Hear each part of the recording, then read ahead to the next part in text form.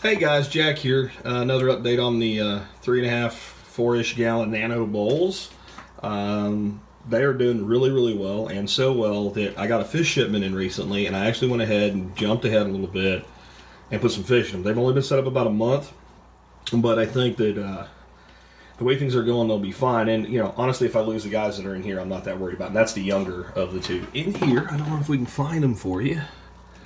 Mr. Shrimps are all hanging out. There is two sparkling Grammies, and they're really cool when they come out and play, but I don't know if right now maybe they're camera shy, and I think they're hanging out behind the rocks. But there's two of them in there, and they've been getting along just fine and doing well. And in here, I got a big giant bag of feeder white clouds. Now, what's the difference between feeder white clouds and regular white clouds? The feeder ones cost less. They're pretty much the same fish. I got them from a company called, there's Mr. Grommy. Oh, he just took off. I got them from a place called aquariumfishonline.com. I think that's the name of it. I'll be sure and I'll put it in the video notes for you. And I got 100 of them for like $24 or something like that. And about the only real difference in a feeder white cloud and a not feeder white cloud is that these are going to be really small, which is no big deal. So I just had a bunch of them. I put some in one of my 55s, and I have a 40 breeder out in my garage that I'm slowly lowering the temperature in, because my goal, there's Mr. Grommy, yeah, he just doesn't like the camera. There he is. They're just cool little fish. Anyway, I've got them out in my garage in a 40 breeder, and I'm slowly lowering the temperature because my plan is to put them in my ponds outside and get them breeding, and they can handle the cold here, but when they're babies and they've never been in it, I don't want to do it all at once, even with a little bit of acclimation. There's the other Grommy.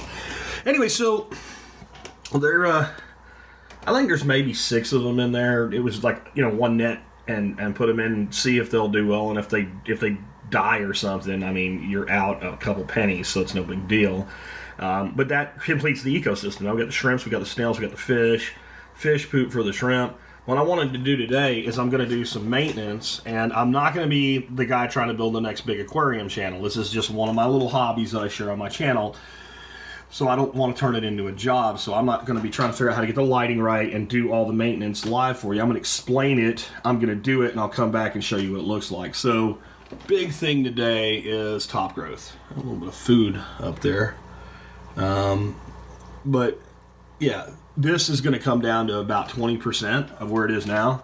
I'll probably remove just about all of the water lettuce from both tanks, the roots dangling there, and I'll bring fresh water lettuce from one of the other tanks that's got all nice fish poop on it, because they've cleaned these ones off, over here to feed them. That's one of my favorite things to do. We're going to do some trimming.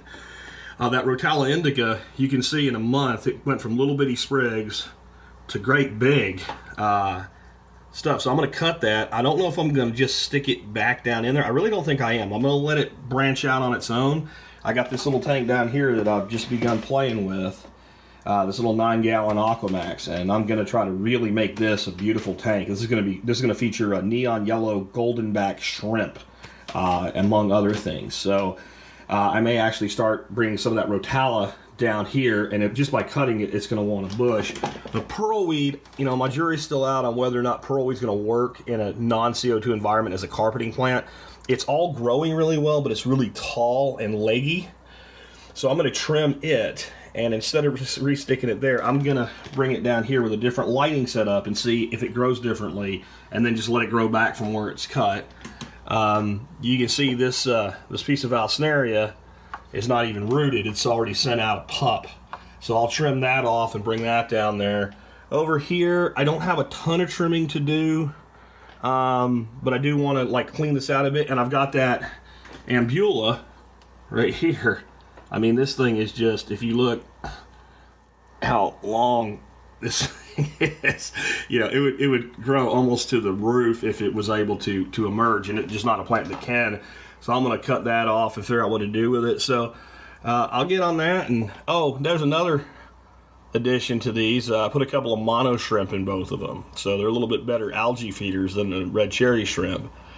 So now we've got in this one kind of a full cast white cloud minnows, a mono shrimp, red cherry shrimp, pond snails, and some ramshorn snails.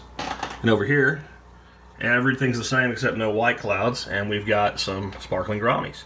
So let me get to work on the maintenance here, and when I'm done, I'll come back and show you where we're at. All right, through the magic of editing, we are back, and I have not brought over some fresh water lettuce yet. I'll probably do that and come back for you one more time.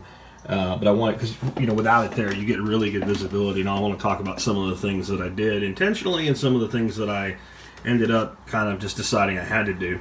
So I did trim down this Rotala, and I got 3 nice cuttings of it that'll go into this tank down here. So this tank has already produced plants to go to the next project instead of buying them.